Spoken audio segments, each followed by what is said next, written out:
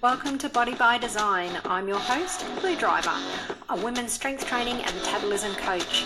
I went from years suffering hormone imbalances, looking soft and bloated, to symptom-free and building muscle for a toned athletic physique. Since then, I've made it my mission to empower women to take control of their own health, hormones and body composition. So grab a cup of coffee and let's build your body by design.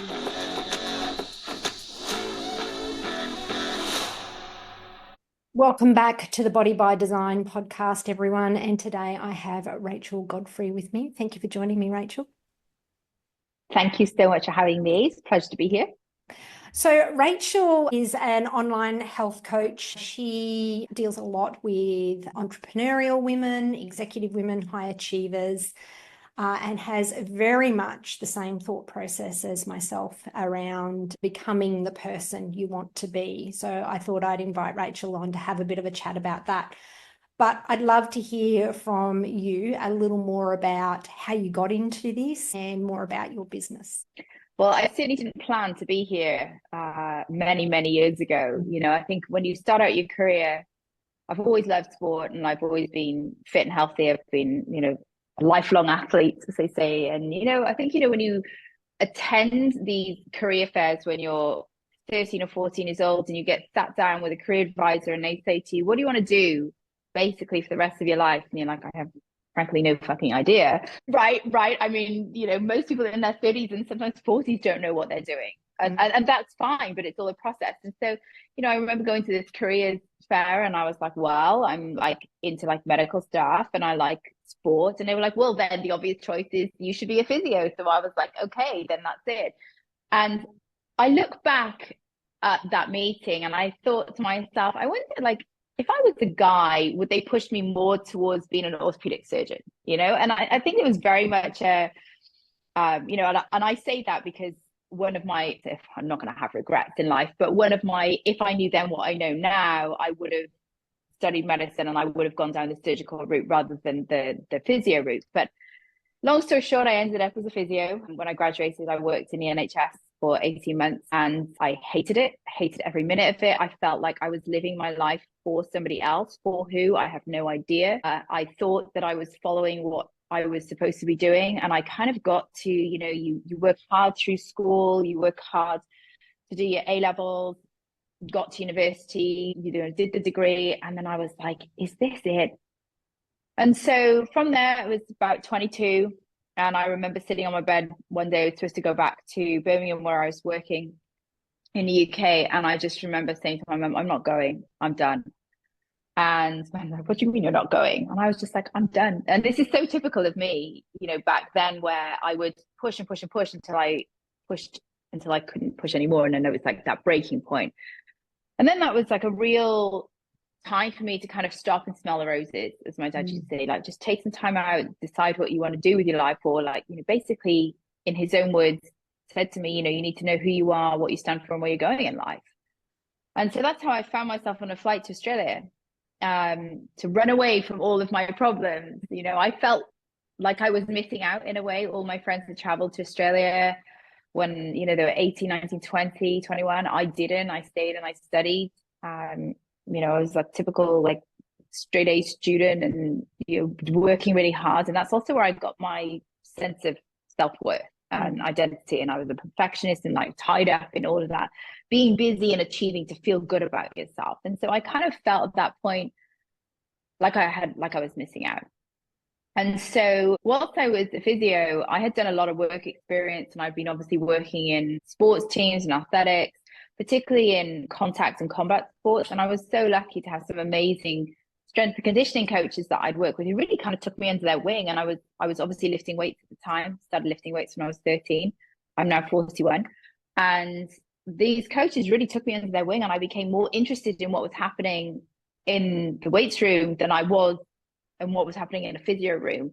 And there was this real gap between when the boys were leaving physio to then going back into the weights room. I was like, hang on a minute, there's no bridge of the gap here. I mean, we're talking like 20 years ago, right? So there's 20, 15 years ago, that there was no bridging of the strength conditioning world with the physio world. the two now have really interlinked. And so the early part of my career was really spent on bridging that gap. Obviously, I had the education of physio, I understood biomechanics, I also understood lifting and lifting mechanics. And so bridging that world, that's kind of where I found my little niche. And so when I was in Australia, I fell into then, into that world, into strength conditioning, working more in combat sports. So jiu-jitsu, mixed martial arts, conditioning athletes, but then also, of course, ran a personal training business. And it was amazing because I got to work with all these different bodies, from women who were seriously overweight to men who were completely deconditioned to young athletes and everyone in between. And it was such an incredible experience learning from all of these people. But there are certain principles and foundations that have to be in place for everybody.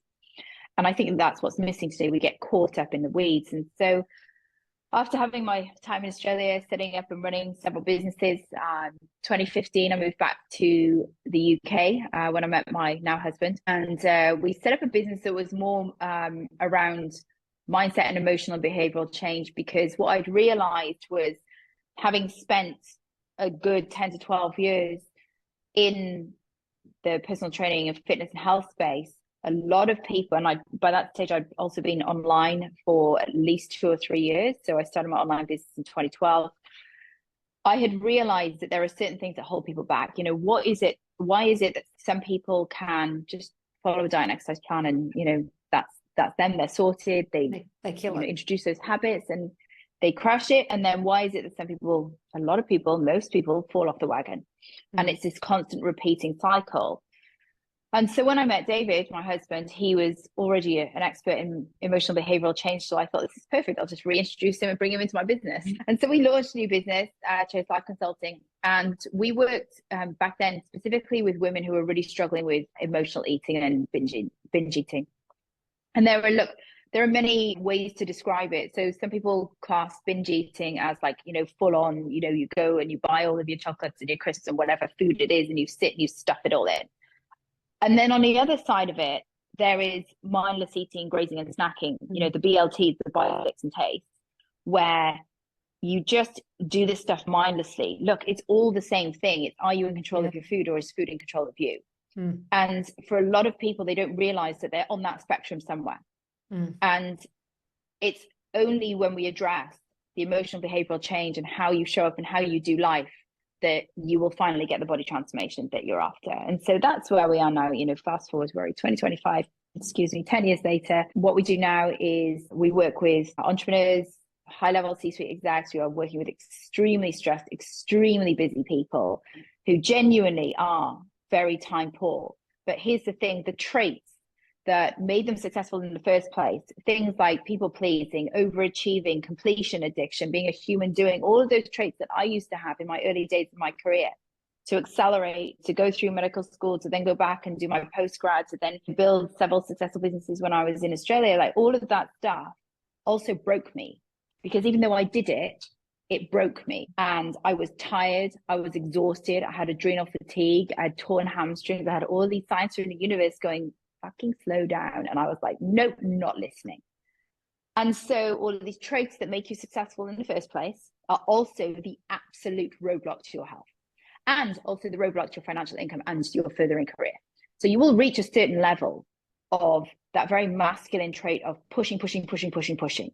And then you either break, or you will only reach that certain level in your career. You're never going to go beyond that. And to go beyond that level, we have to address the mindset. We have to address who you are, how you're showing up, how you're doing life. Knowing who you are, what you stand for, and where you're going in life is so critically important. And then, of course, dealing with those traits that obviously made you successful, because what got you here is not going to get you there. And so to break into that, we have to optimize somebody's health, because in order to access new levels of problem solving, creativity, management, leadership, emotional resilience in yourself, managing the emotions of others, you have to go beyond that point.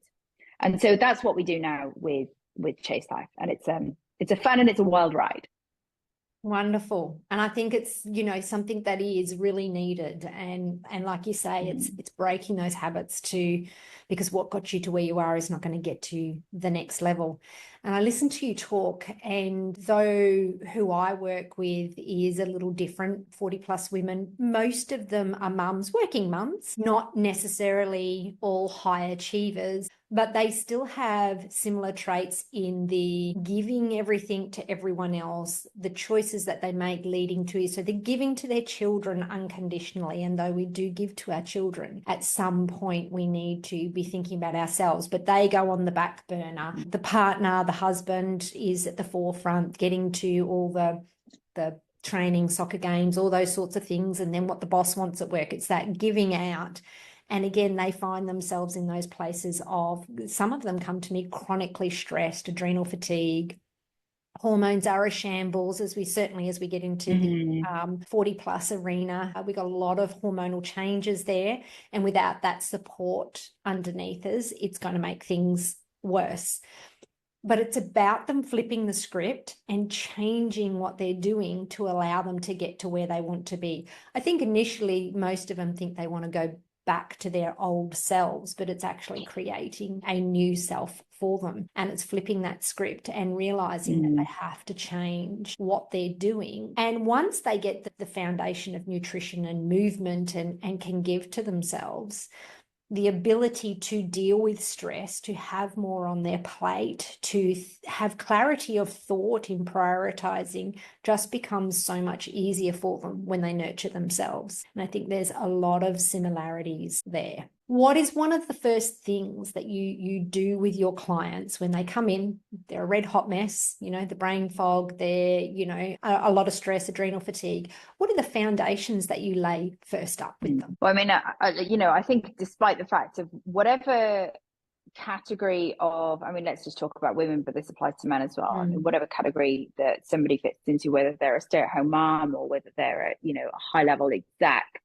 I mean, majority of my clients are also over 40, and it is an absolute clusterfuck of a situation when most people come in. And we generally tend to be, you probably as well, so when I say we, we're a combined here, that we tend to be the last resort for most people, because what happens is that most people will try and shoehorn yet another diet and exercise program into an already chaotic lifestyle.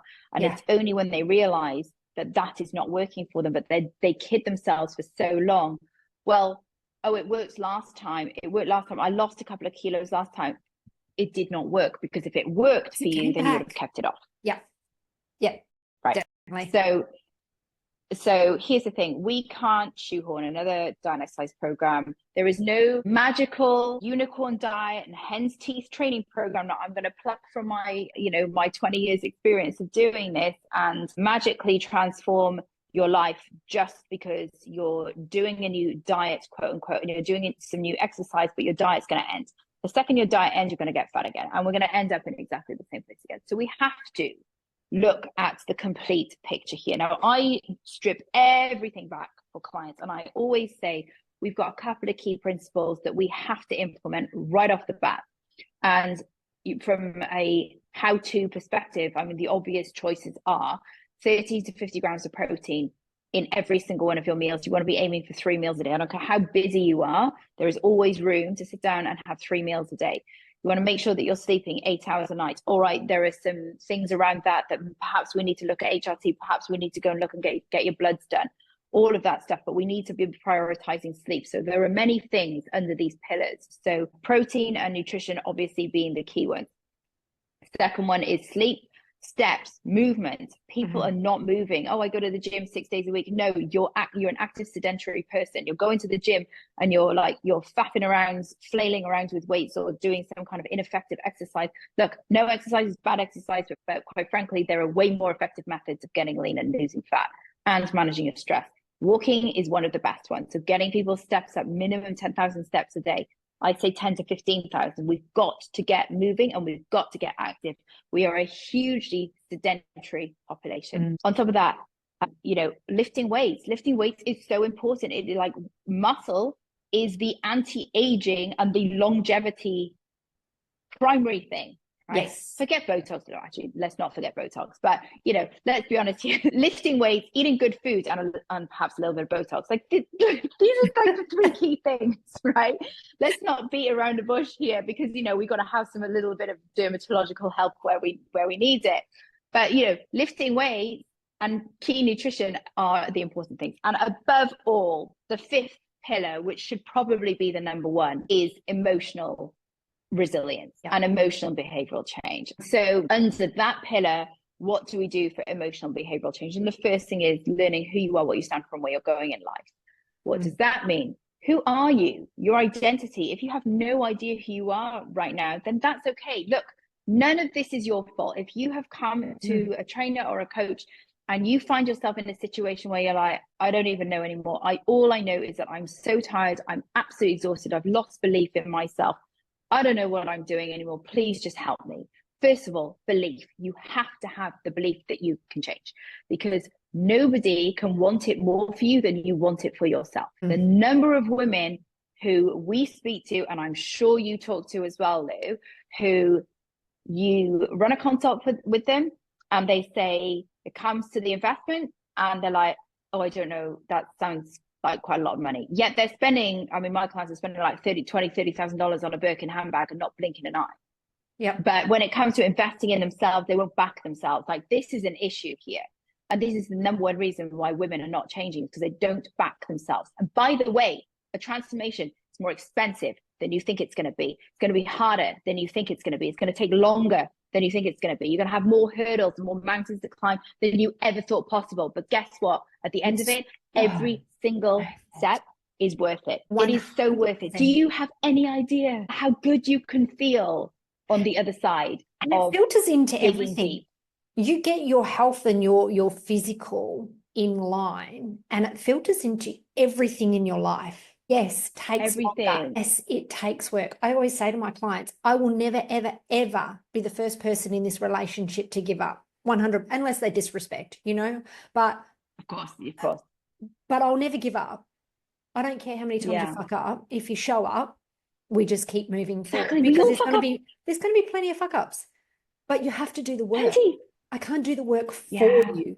I can guide you. I can help you. I can support you. I can give you the information, but you have to do the work, and it does require some work.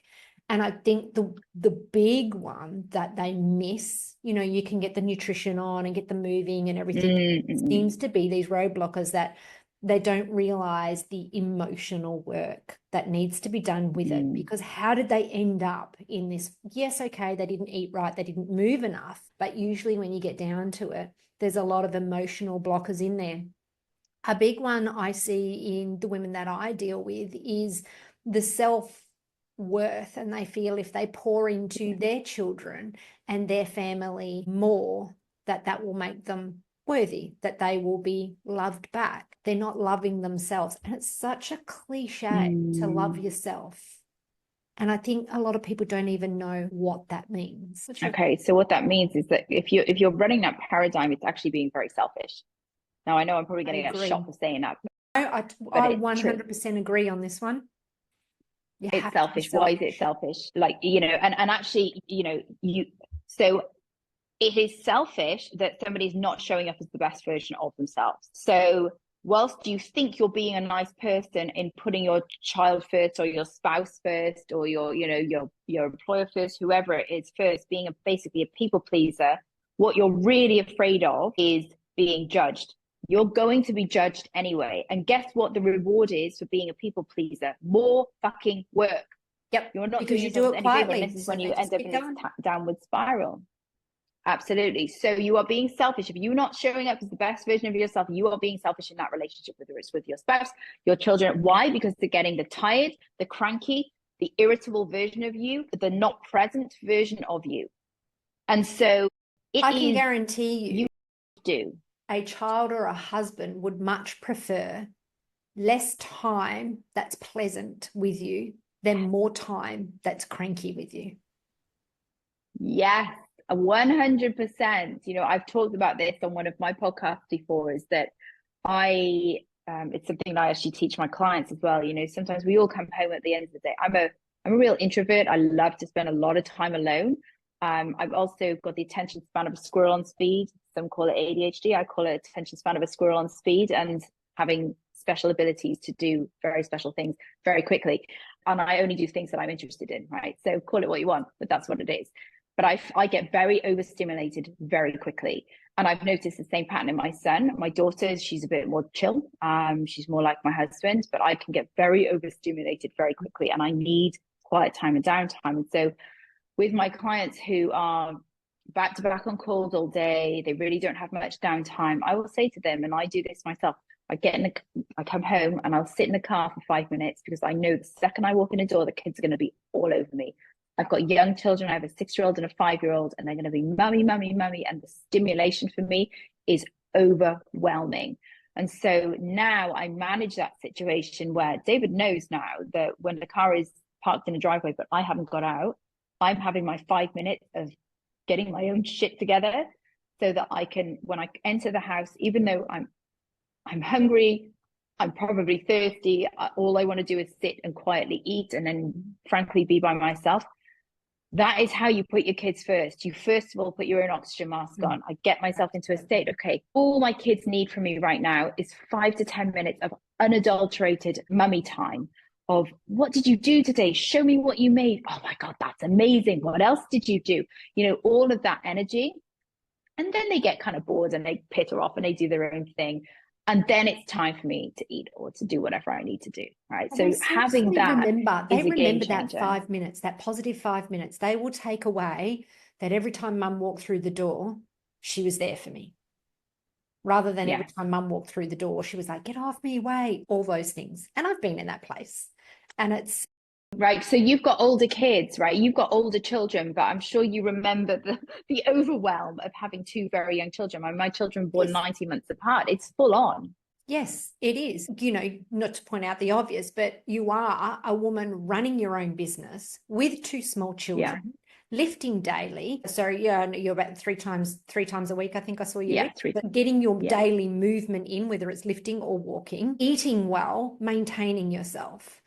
So when we hear the I'm too busy narrative, and we all get it at some point, I certainly do, and I have to pull myself up on it. You're actually not. It's just that pre-programming that you have from whatever has happened in the past. We get programmed, whether it's in childhood, something that happened, the way we were brought up, it doesn't matter. We have these programs and we default to these narratives. And I think it's about identifying these to go, it's okay to work on that so we can give back. So we give back the better version of ourselves. Absolutely. And you know what I call these with my clients? I call these the non-negotiables. So what are your non-negotiable things? So it's so funny, you know, my son is 6, and last night for dinner, I took my daughter to a supermarket and I was like, what do you want for dinner? And she's like, Mommy, I want some pasta for dinner. So I'm like, okay. So she chose her fresh pasta with her like tomato and like mascarpone sauce.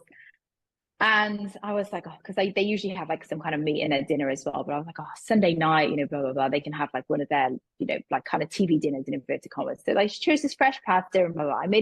Put the pasta on the table with some cheese. And Zabby, my son, he's like, but Mummy, where's the protein? And I was like, you're 6. He's like, they learn so much from you. They learn so much.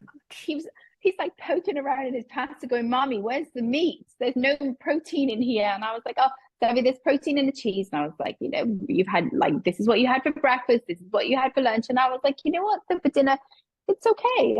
And he was like, but I want a burger like Daddy's got. So funny.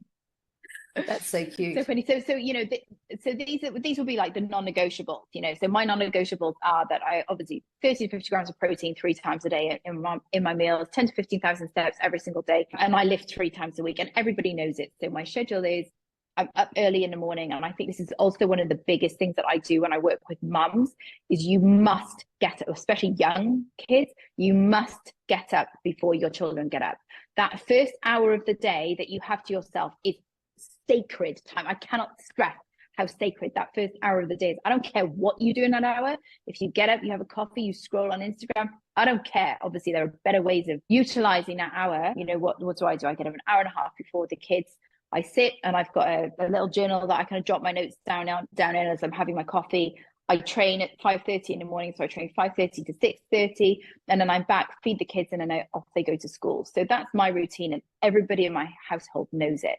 The kids now, they've been seeing mummy and daddy exercise since they were tiny babies, and so now if we're training at home, the kids are there, they're seeing it, they're like, they're playing around with weights, they're trying to do pull-ups, like they're watching, how to do push-ups. My, and it becomes that normal thing. And my kids now on the weekends, mummy, can we come for a walk with you? It's a conditioned thing. You can't control other people, and of course as they get older, you can't control that situation, but you can influence. And you influence by doing the thing and being the person and showing them. You can't tell them what to do, you have to show them, this is what we do in our household. Yeah.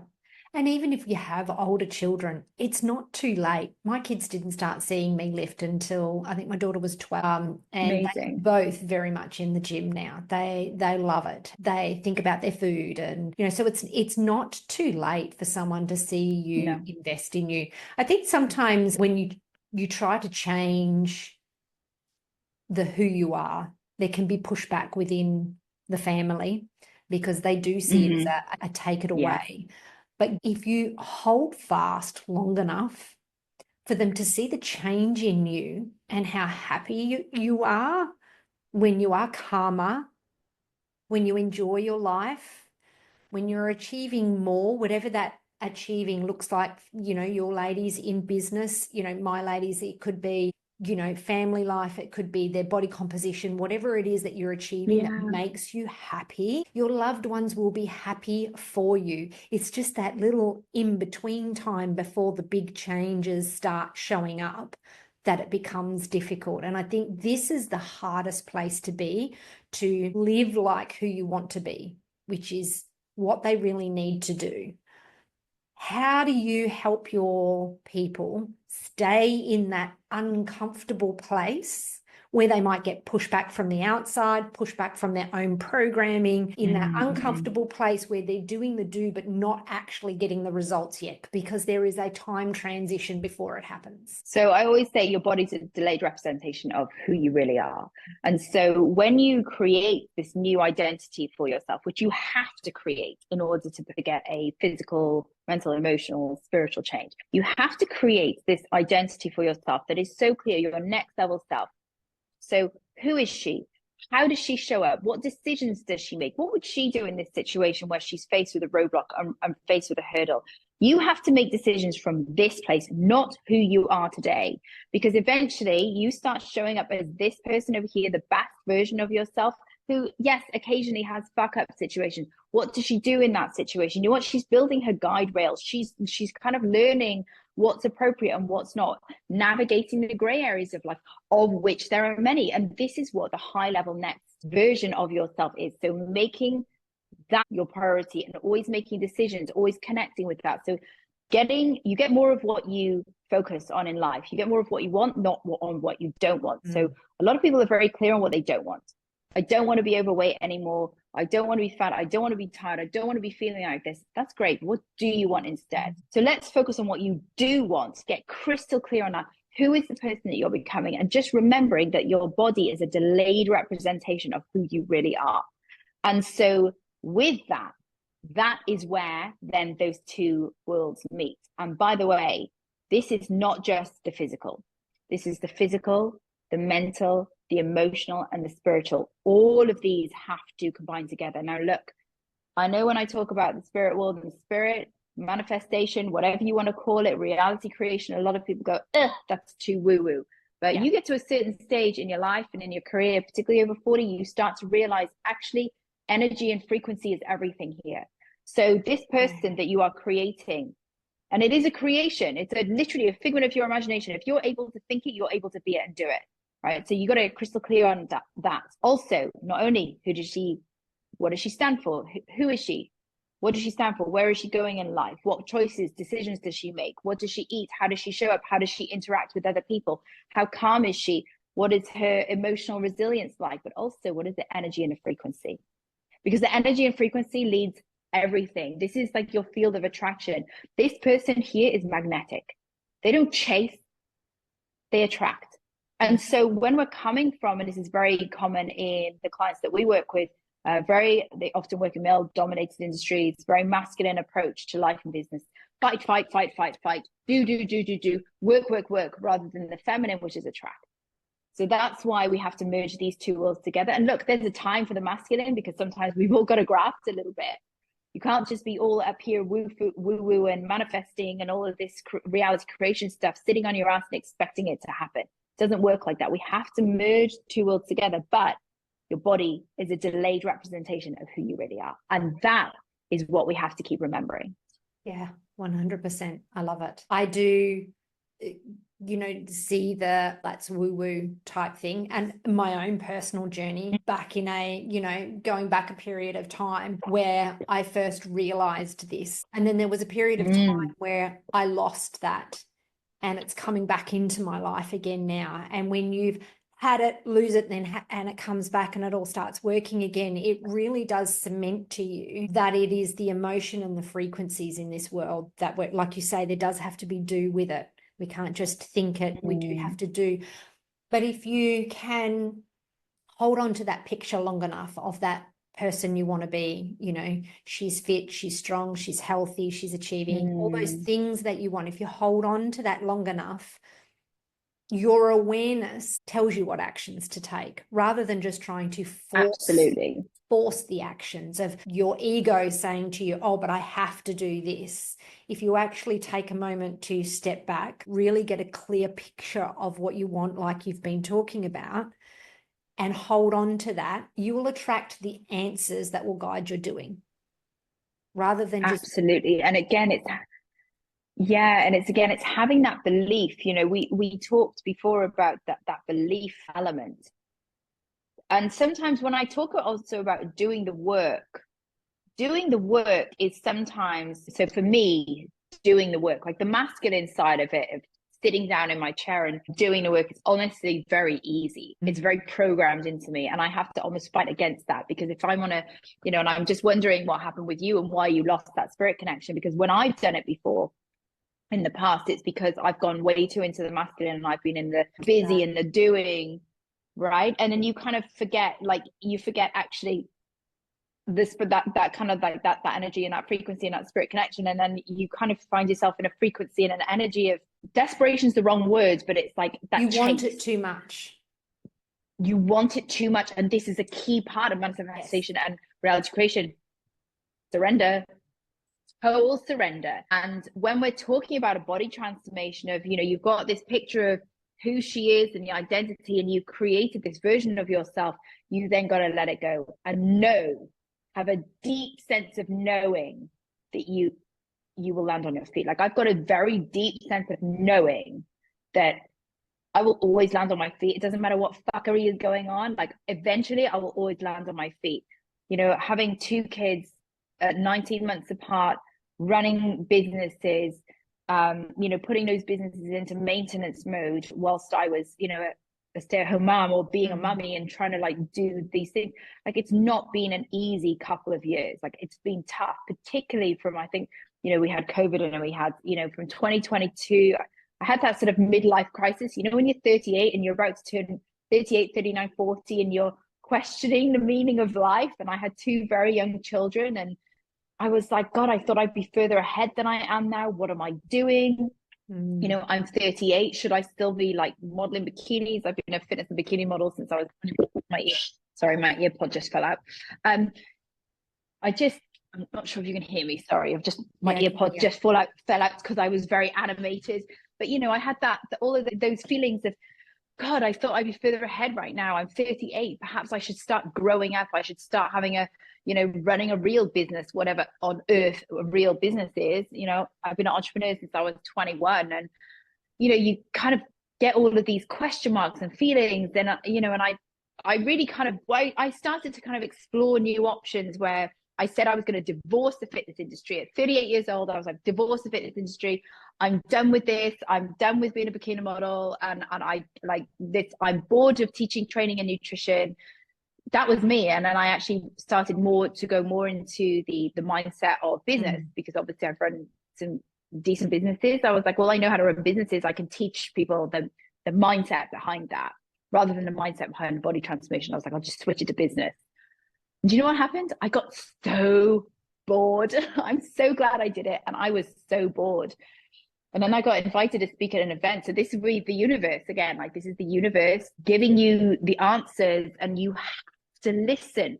If you're repeating the same mistake over and over and over again, the universe will keep telling you until you listen. And I remember it was October. I just turned 40, and it was the October of 2023.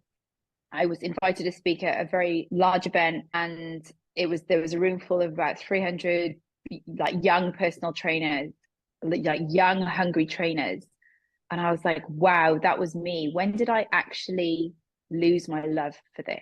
And it was because I just allowed, I don't know, maybe it's just life, right? You know, you think you should be a certain way. And, you know, I look at you, Lou, like, you know, you've told me you've got teenage, like beyond teenage kids. And I just said to you, you do not look old enough to have a 20-year-old and an 18-year-old.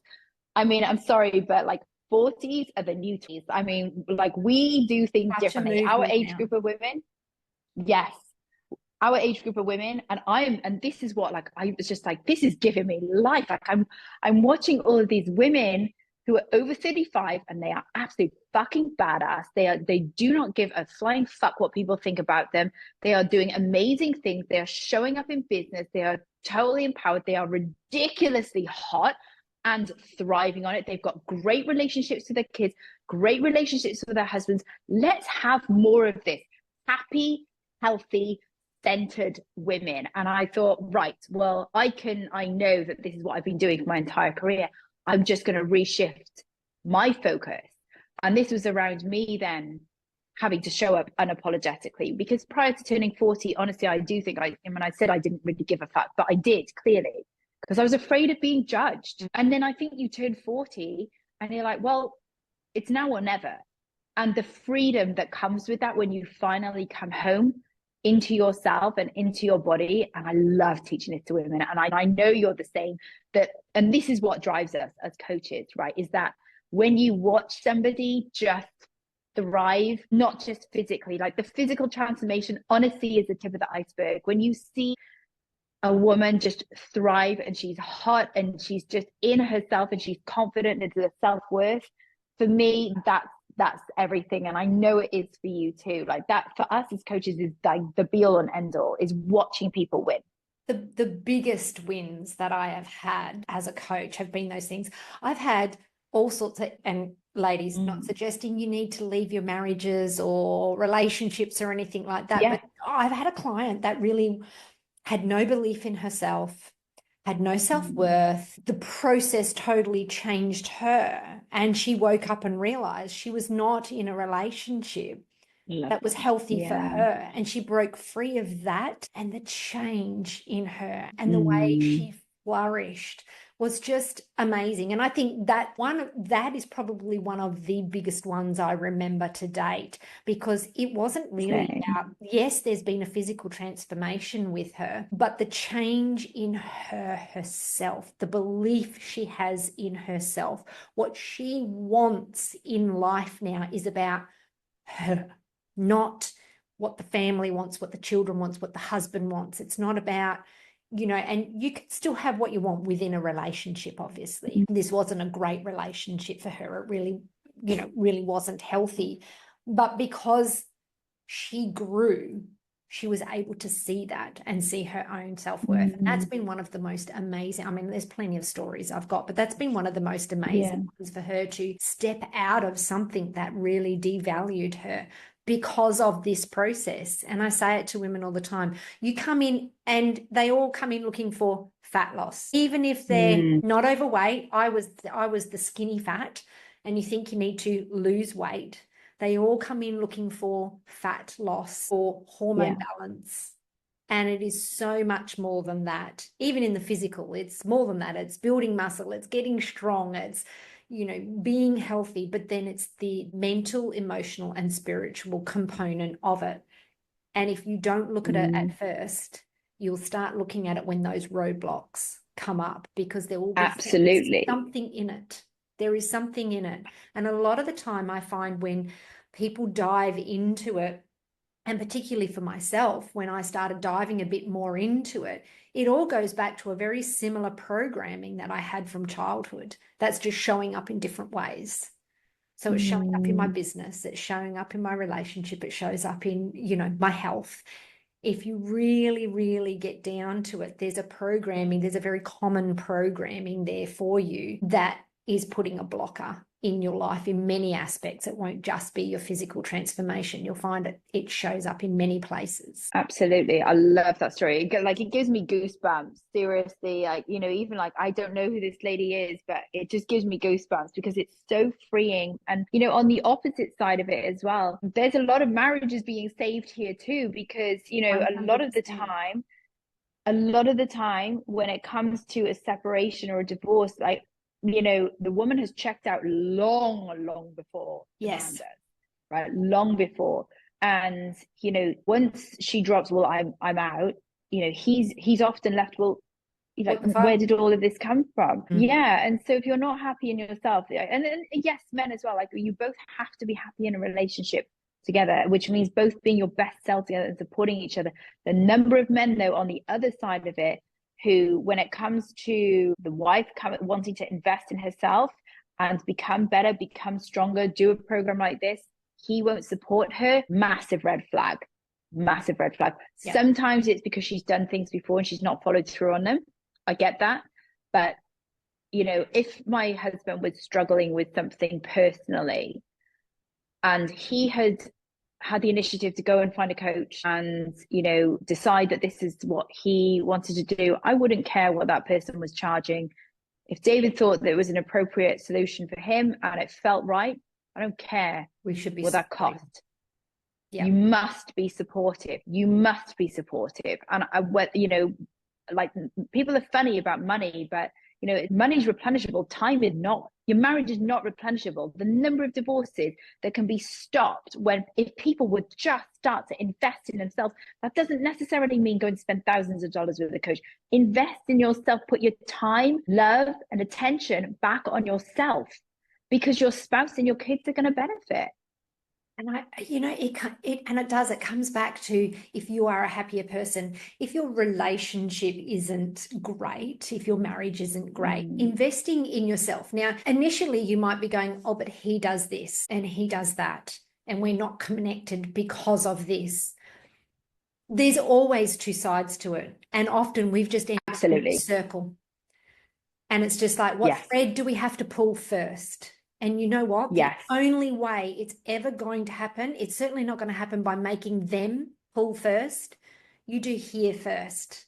And if it is meant to be, it will improve, because when you improve and you become a better person to be around and just put some more focus on the good rather than the bad. We're not saying that the bad's not there, but put some more focus into the good and nurture that, and you focus on you and become happier to be around. You would be amazed at how many relationships actually change around you, because you are more pleasant to be around, because you've invested in you. You're making yourself happy. You absolutely can turn your marriage around with something like this, or your relationship with your children, or, whatever it is that you're looking for. It's got to start here first. You have no control over anyone but you. You can't make someone else change, but your energy can influence them. Absolutely. You've just hit the nail on the head here. And so many people think that they're 50% of their relationship. No, darling, you've got it all wrong. You are 100% of your relationship. If you're coming into your relationship and you think, oh, well, he's 50% and I'm 50%, or, your spouse is 50%, whoever you're dating, no, you are 100% of that relationship. And if you show up as a 50% in a relationship, that relationship is over. Dead in the water before it even starts. You are 100% of that relationship. And the thing is that a lot of people come in, oh, well, I'm 50 and he's 50, and, well, he did this, and so I'm only going to do this. Like, that's whoring. Like, that's being a whore, like, you and trading. Oh, well, I'll only do this for him because he did that for me. No, it is unconditional love and giving. But of course, there has to be boundaries in there, right? But I don't believe you need boundaries when you know who you are, what you stand for, and where you're going in life. It's very clear. The energy, again, that word, that energy and that frequency is very clear. And so therefore you don't need the boundaries of, well, he stepped over the line because he said he was going to be back at 8 p.m. and actually he came in at 2 p.m. and it was 2 a.m. and he was really pissed. I'm just using a super trivial example now. And so therefore I'm not going to talk to him the next day, or he can wake up with the kids at 6 a.m. just because he came in late. Well, do you know what? He was probably having a banging time with the boys. It was one of those nights that was just going off. Do you know what? The best thing you can do is get up with the kids and close the door and just let him be, right? If that's a repeating thing, and he talks about it the next day and goes, oh my God, I had the best night last night. This is what happened. To be honest, I can't remember what happened after that, but like, he enjoyed himself. Great, right? Obviously, there are boundaries. So it might be all fun and games. And if it's a one-off and he doesn't go out very often, like, he hardly ever goes out, but he's just come back from a boys' ski trip. I don't know what happens on a boys' ski trip. He had a great time, right? But it's not like he's going out every weekend and staying out longer and longer and longer. Like, obviously, you wouldn't tolerate that. That's not what we tolerate as high value women, and it's also not what a high value man does. Mm-hmm. And so this is where, if he's 100% and you're 100%, you're gonna have a great relationship. But there does have to be some flexibility in there. Be happy when your spouse goes out and does, like David does weird, like David is the most weird, peculiar person I've ever met in my life. He loves fishing, for example. He'll go spend hours on his boat doing his fishing thing on a weekend. And I could look at that and go, oh, well, you're going out fishing again for 6 hours. You're leaving me with the kids again. What on earth am I going to do with the kids? It's all my responsibility every weekend to have the kids, just because you're going out on your boat. Do you know what? I love it when he goes on his boat. Me and the kids go and do our thing. He comes back, usually with a huge fish. The kids are so excited when he comes home that they get to see him gut the fish, and then we'll often have like fish for dinner, and the kids help me prepare it. We put it in like breadcrumbs, or we'll grill it or barbecue it. Like, I love it when he goes out and he does his own thing. And equally, I go and do my thing. Like, I go off with my girls, or I go see my friends, or I do weird stuff myself. But you're that sitting at home pointing the finger, being miserable, and not thinking about when going out and enjoying yourself as well, and investing into you. It's not going to work. Absolutely. Another example of the whole energy thing is, and when we talk about transforming your physical, that certainly can help in your relationship. But you take a woman that's got a banging body. She walks into a room and she's got a gorgeous dress on, and she just walks into the room and presents herself. She'll grab a lot of attention. But you have someone that kind of slinks into a room, they're pulling at the dress, they have no confidence in themselves. That person could look exactly the same and have the exact same dress, but they don't attract that positive energy because they have no belief in themselves.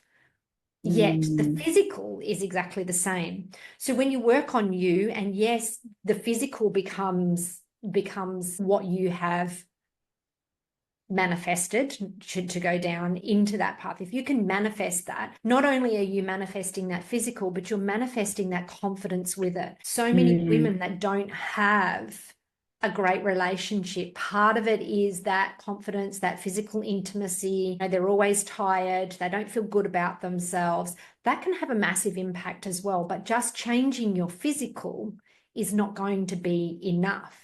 You still have to be able to go up with that confidence for it. 100%. One of the things that we always say is you have to become the person that gets the thing, rather than trying to get the thing to become the person. Look, I live here in the UAE. There's a lot of wealth around me. There's a lot of G-Wagons, Lamborghinis, blah, blah, blah, all of these supercars. I can tell you now, these are people who, yes, they might have a lot of money, but they also, and I can tell from working, I'll tell you now from working with some very wealthy clients, that buying the handbags, buying the cars, buying all of that stuff. Listen, I'm all for it. Listen, I like a designer handbag and I like lots of blingy stuff, right? But it cannot come at the expense of your health. It cannot. And so many people are looking for that feeling of confidence and validation by external things. Cars, shoes, handbags. Listen, go buy it. It's great. It's awesome. I love a G-Wagon, right? But it's not going to give you the feeling. And this is why it's so addictive, right? Because it's almost gives you the feeling, like it almost. And this is where, like, it's an addiction. So when you go and buy that new handbag or that new car, like you do talk about whatever level you want to, but you almost feel that feeling, almost, but it's not quite enough, or it might last. I was just thinking about one of my clients now, and she said to me, she had this like Net-a-Porter subscription where she was like just buying all this stuff on Net-a-Porter. And she said, I didn't realize I had an addiction to shopping because it made me feel worthy. I was able to afford this stuff. And I just realized that, when I worked on through my emotions and like, all of the stuff that we talked about now, she was like, I just realized I don't shop much anymore. And she says, I used to love shop. I thought I shopped because I loved shopping. She goes, I realized I didn't, of course I still love shopping, but it's not every day on my Teresa and Net-a-Porter, and all of these designer stuff. She's like, I just don't need that anymore. I want it. And this is the thing, like, one of the things that you said earlier is like, we have to stop. I can't remember how you phrased it, but you said, we have to stop saying, I have to do something. So I have to go to the gym. I have to eat this way. We get to. We're so lucky and we're so privileged that we get to do this. It's such a cliche to say that, but it is. You look at some of the terrible things in this world, and it actually is an absolute privilege that you can do that you have access to amazing food. But you choose not to. But there are people out there that are choosing not to. You have the ability to be active, to be physical, to go to the gym, but they're choosing not to. You have to realize that it is an absolute privilege. You talk about it being expensive, but there's no price on, your health and happiness. Absolutely. In itself is an expense. Being a physio and being in a large health system, my background is from a large health system. Did a podcast on what happened to me and my partner. Anyway, the only way we can be safe is by keeping ourselves as healthy as possible and out of these massive systems, because they're actually quite dangerous. They certainly have their place, don't get me wrong, but when we are showing up with preventable disease, preventable injuries, preventable ailments, and we put ourselves into the system, that is going to cost you so much more than you will ever realize. And particularly when we get to 40, because yes, it's an amazing time for us to recreate ourselves. And I just love the empowered midlife movement that is going on at the moment. So good, isn't it? It's so wonderful. But we need more women to wake up and realize that if they don't take this opportunity now, you will be in that health system soon enough. And that is going to cost you a lot more. A hell of a lot more. Absolutely. At 20, everything's a level playing field. At 30, we're starting to see like those who train and those who don't train, or those who prioritize health and those that don't. At 40, it's an absolute deal breaker. At 50, no comment. And so, things like type 2 diabetes, I mean, these are completely preventative. Like type 2 diabetes, we've got the cardiac issues. Just there are so many things that are preventable just with some basic stuff. And do you know what? If you take nothing else from listening to this, where, combined, we've got years and years of experience. If you're listening to this and going, where do I start? Just start with these two things. 30 to 50 grams of protein 3 times a day. If you don't know what 30 to 50 grams of protein looks like, go and figure it out, right? I'm not going to spoon feed you. You could stop looking to be spoon fed. Stop looking for permission. And plug it in, for God's sake. There's plenty of free tracking apps out there. Just plug it in. It's really not that hard. Absolutely. Go and find out what 30 to 50 grams of protein looks like. Focus on that 3 times a day. And go and walk. Walking is free. We walk, anywhere in the world. You can go out, most places in the world. You can go out for a walk. All right, don't walk in the dark if it's not safe, but you can go and walk. Get an under desk treadmill. I've got one here. I've got a walking pad here. I spend hours at my desk, and I've got a walking pad here. There is always a way. So stop asking for permission. You've been a good girl in inverted commas for too long. Stop it. Get the rebel back in you. And just do those 2 things, 30 to 50 grams of protein per meal, and go out for a walk, preferably in the sun. Those 2 things alone will literally change your life. Yeah. And being mindful of time, a couple of practical tips for the diving into the whole changing you. Tips, resources, anything. Obviously, I'm going to put your links and everything below in the show notes. But some quick takeaways for them if for someone who this starts to resonate with them and go, yeah, I've got to do the emotional work. So the first thing is focus on what you want, not on what you don't want. So get a list of 100 things of what you want in your life, not what you don't want. And so many people find this really, really challenging. But the problem is that most people will judge themselves for what they want and judge themselves for what they write down. So, you know, for example, it might be I want to be able to wear a size 10 dress. So I want to be able to wear a size 8 dress. I want to be able to wear a size 12, whatever it is, what you want that and why do you want it. So I want to be able to wear my size 10 dress so that I can feel hot and sexy in my body. I want to be able to wear a bikini with my kids and not like grab the towel when the camera comes out anymore. I want to be able to have sex with the lights on. I want to be able to look my husband in the eye and know that I am like the hottest version of myself. And trust me, he is going to die when he looks at you like that. Like when you look at him like that, he's going to be like, holy shit, right? There is nothing more powerful than a woman who knows herself. So start creating in there what you want more of in your life and think of every area of your life. And I love the way you're putting that emotion behind it, not just the thing that you want. It's why do you want it? That feeling of what you want. Why do you want it? And that feeling, because remember that feeling is the energy and the emotion and the frequency that's behind it. How does it make you feel? So that would be the first thing. The second thing would be getting clear on your, and I know I talked about boundaries earlier where I said, you know, you don't need boundaries, but I think boundaries are a good guide rail whilst you're learning who you are, what you stand for, and where you're going in life. So having clear boundaries on, this is what I do, this is what I don't do.